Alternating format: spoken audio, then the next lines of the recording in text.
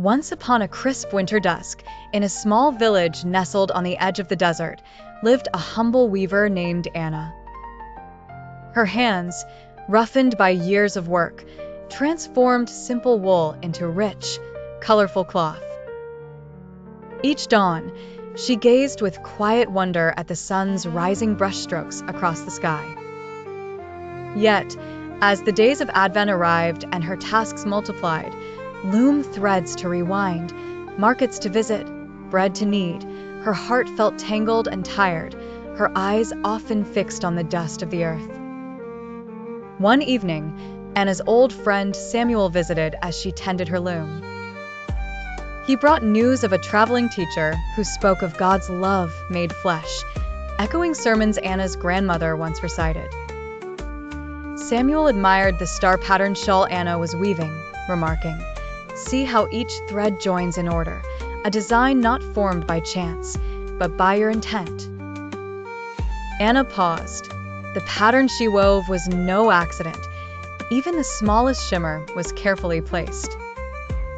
She thought of the sun rising with precision, of seeds growing in dark soil, of babies born, all bearing the subtle fingerprints of purpose.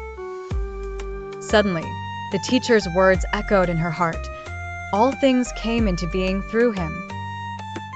That night, sleep did not come easily to Anna.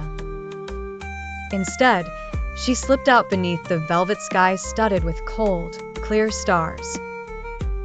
Standing alone, she recalled her grandmother's stories of the Incarnation, the eternal Word entering the world as a child, like the first sunbeam piercing night. Not born in grandeur, but in poverty, in a manger of straw for a cradle. She remembered the poetry of Saint Jacob, how all creation found its center in the birth of one tiny child, how Mary's arms held the one whose hands knit constellations, how angels hushed to hear a newborn's cry.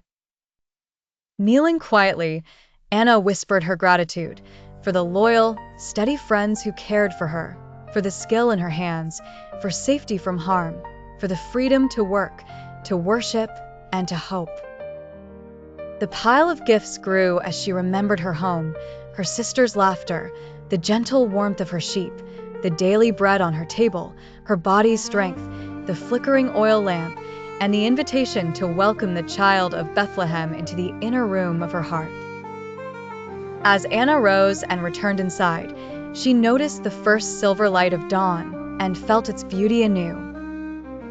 She understood, as Athanasius taught, that the Creator is also her Redeemer and the one who weaves star and lamb, shepherd and king, into the tapestry of salvation.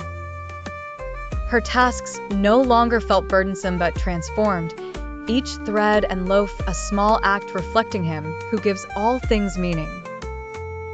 Her heart swelled with joy and humility at the thought that the Word who made light also chose to dwell in her darkness and gift her with new life.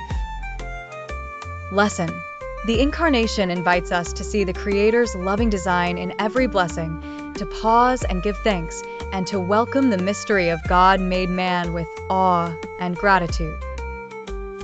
The one who holds all things in his hands was held in Mary's arms.